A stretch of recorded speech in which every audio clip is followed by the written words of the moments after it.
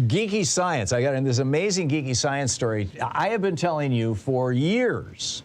In fact, I wrote about it in a book, 10, 12, maybe 15 years ago, about the research that was done in the United Kingdom at Essex University. And by the way, this what I'm going to share with you in just a moment is a new follow-up from Essex University in the UK, or the University of Essex, whatever they call it.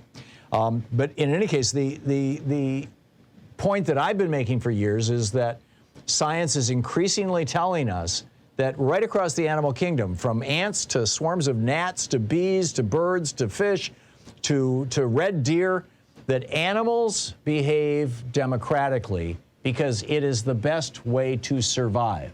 It enhances the survival of the species when the species operates in a democratic fashion. And now they found this with jackdaws, which is, these are kind of like small crows.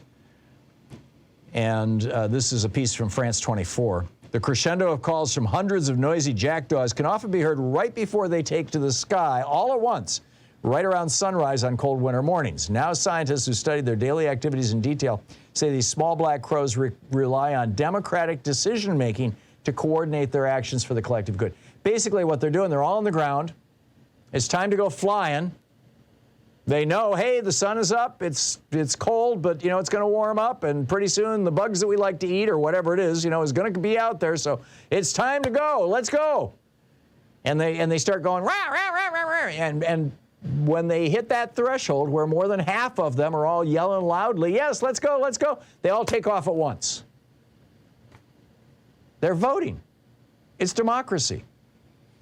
They also noted, and I thought this was absolutely fascinating, of the few times on the few times that the birds left in a steady stream rather than in a big group, the calls did not hit a crescendo to a high, indicating the birds had failed to reach a consensus. So when there's no democratic decision, they just kind of, individuals just do their thing. And we're talking about groups of people. This is in University of Exeter. Excuse me, I was saying it wrong. University of Exeter, and they studied, did hours, hundreds of hours of audio and video of 6 different jackdaw roosts in Cornwall, Britain, with the roost size varying from 160 to 1,500 birds. And what they found was everywhere they looked, democracy.